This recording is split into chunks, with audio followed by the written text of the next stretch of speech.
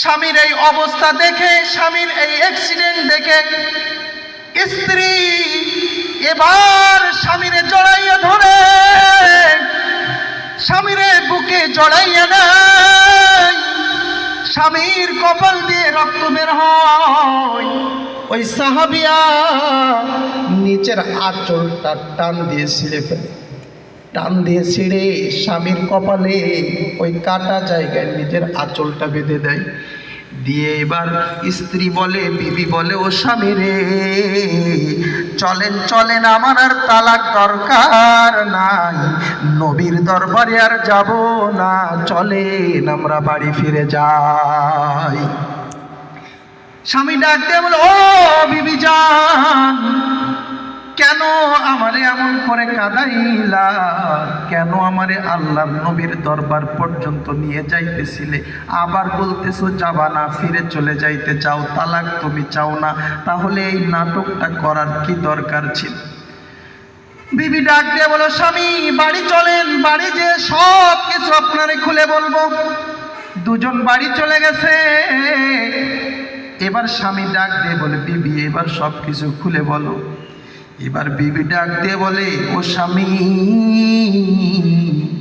আসল কথা হইল, গতকাল আপনি ঘরের মধ্যে যখন আপনি তালিম করতেছিলেন, গতকাল জোহরের পরে ঘরের মধ্যে যখন আপনি আল্লাহর নবীর হাদিস পড়ে পড়ে তালিম করতেছিলেন, তালিমের মধ্যে আপনি একটা হাদিস পড়েছিলেন, আল্লাহ যারে ভালোবাসে তারে আল্লাহ বালা মুসিবত দিয়ে দিয়ে পরীক্ষা করে। ও স্বামী রে,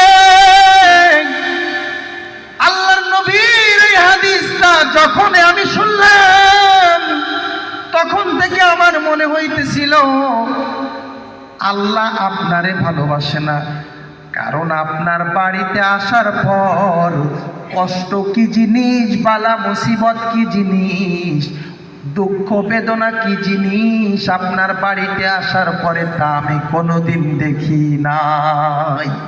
এজন্য আপনার কোনো বালা মুসিবত হয় না, শুধু সুখ আর সুখ, শান্তি আর শান্তি। এজন্য আমার মনে হইতেছিল আল্লাহ আপনারে ভালোবাসে না।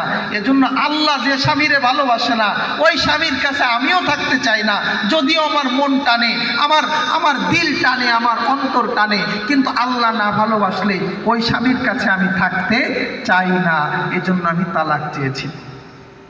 কিন্তু আল্লাহর নবীর দরবারে একদম কাছাকাছি যে পাথরের সাথে আঘাত লেগে যখন আপনি পড়ে গেলেন, আপনার মাথার মধ্যে জখম হয়ে গেল, কেটে গেল, রক্ত বের হয়ে গেল, কেমন যেন আল্লাহ আমারে ডেকে দেখাইয়া দিলেন, ও আমার বান্দি, তোমার স্বামী যারে তুমি মনে করতেছো আল্লাহ তারে ভালোবাসে না, আমি আসমানের মালিক আল্লাহ তোমার স্বামীরে বিপদ দিয়ে দেখাইয়া দিলাম, আমি তোমার স্বামীরে আসমানের মালিক আল্লাহ ভালোবাসি। মুহতারাম হাজিরিন, সাহাবা আজমাইনদের পরিবারের ভিত্তি ছিল আল্লাহর নবীর সুন্নাতের উপরে। ওই সমাজে